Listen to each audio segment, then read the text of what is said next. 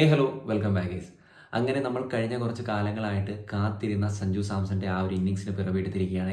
ദുലീപ് ട്രോഫിയിൽ സഞ്ജു സാംസൺ സെഞ്ചുറി അടിച്ചിരിക്കുന്നു. നിലവിൽ 99 ബോളുകളിൽ നിന്നും 106 റൺസുമായിട്ടാണ് സഞ്ജു ക്രീസിലുള്ളത്.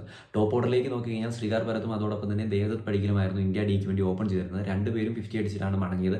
ആൻഡ് വൺ ഡൗൺ ആയിട്ട് വന്നിട്ടുണ്ടായിരുന്ന റിക്കി ബൂയും അവിടെ 50 അടിച്ചു, 56 റൺസ്. അതിനുശേഷം ബൂയുടെ വിക്കറ്റും പോയി. നെക്സ്റ്റ് വന്ന ശ്രേയസ് അയ്യർ ഡെക്കായിട്ടാണ് പുറത്തു പോയത്. കഴിഞ്ഞ ഇന്നിങ്സ് മാത്രം നല്ലതായിരുന്നില്ല, അല്ലെങ്കിൽ കഴിഞ്ഞ മാച്ച് മാത്രം നല്ലതായിരുന്നില്ല ശ്രേയസ് അയ്യറിനെ സംബന്ധിച്ച്. ആൻഡ് പിന്നീട് വന്ന സഞ്ജു സാംസൺ 99 ബോളിൽ നിന്ന് 106 റൺസുമായി നോട്ട് ഔട്ടായിട്ട് ക്രീസിൽ നിൽക്കുകയാണ്. നോട്ട് ഔട്ടായിട്ട് ക്രീസിൽ നിൽക്കുകയാണ്.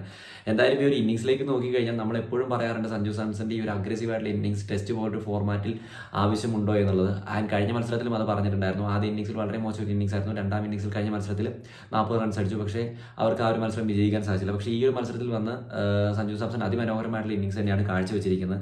107 സ്ട്രൈക്ക് റേറ്റിൽ 12 ഫോറുകളും 3 സിക്സറുകളും അടങ്ങിയ ഇന്നിങ്സാണ് സഞ്ജു സാംസന്റെ ബാറ്റിൽ നിന്നും പിറവിയെടുത്തിട്ടുള്ളത്.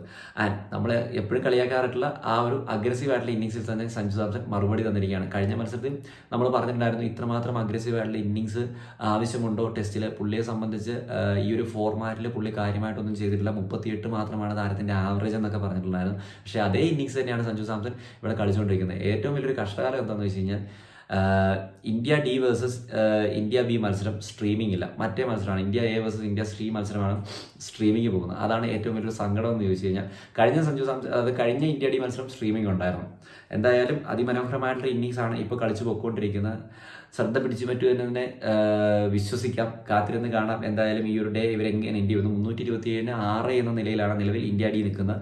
6 വിക്കറ്റുകൾ പോയിട്ടുണ്ട്. 83 ഓവറുകൾ കഴിഞ്ഞിട്ടുണ്ട്. Let's wait and see. ഒരു 450 വിക്കറ്റ് പോകാൻ നിൽക്കുകയാണെങ്കിൽ അവർ ഡിക്ലെയർ ചെയ്യാനുള്ള സാധ്യതകളൊക്കെ കാണുന്നുണ്ട്. എന്തായാലും ഈ ഒരു ഇന്നിങ്സ് കണ്ടതിൽ വളരെയധികം സന്തോഷമുണ്ട്. ടോപ്പ് ഓർഡർ നല്ല സ്റ്റാർട്ടിംഗ് ആണ് കൊടുത്തത്. ദേവദത്ത് പടിക്കലാണെങ്കിലും ശ്രീകാർ ഭരത് ആണെങ്കിലും ശ്രീകാർ ഭരത്തിന്റെ ബാറ്റിൽ നിന്നും കുറച്ച് കാലങ്ങൾക്ക് ശേഷമാണ് നല്ല ഇന്നിങ്സ് വരുന്നത്. 52-50 അടിച്ചു. അതോടെ ബുയി 56 അടിച്ചു. ശ്രേയസ് അയ്യരാണ് ഇപ്പോൾ ആകെ പണിപാടി നിൽക്കുന്നത്. കഴിഞ്ഞ മാച്ചും കൊള്ളിലായിരുന്നു. ഈ മാച്ചിലും ഡെക്കായിരുന്നു. കഴിഞ്ഞ മാച്ചിലും ഡെക്ക് ഉണ്ടായിരുന്നു ആദ്യത്തെ ഇന്നിങ്സിൽ. എന്തായാലും വളരെ സങ്കടകരമായിട്ടുള്ള അവസരത്തിൽ കൂടിയാണ് ശ്രേയസ് അയ്യരുടെ കാര്യം പോയിക്കൊണ്ടിരിക്കുന്നത്. എന്തായാലും കാത്തിരുന്ന് തന്നെയാണ് നിങ്ങളുടെ അഭിപ്രായം കമന്റ് ആയിട്ട്. ഞാൻ കുറേ എന്തായാലും പറഞ്ഞല്ലേ. Suresh bye bye.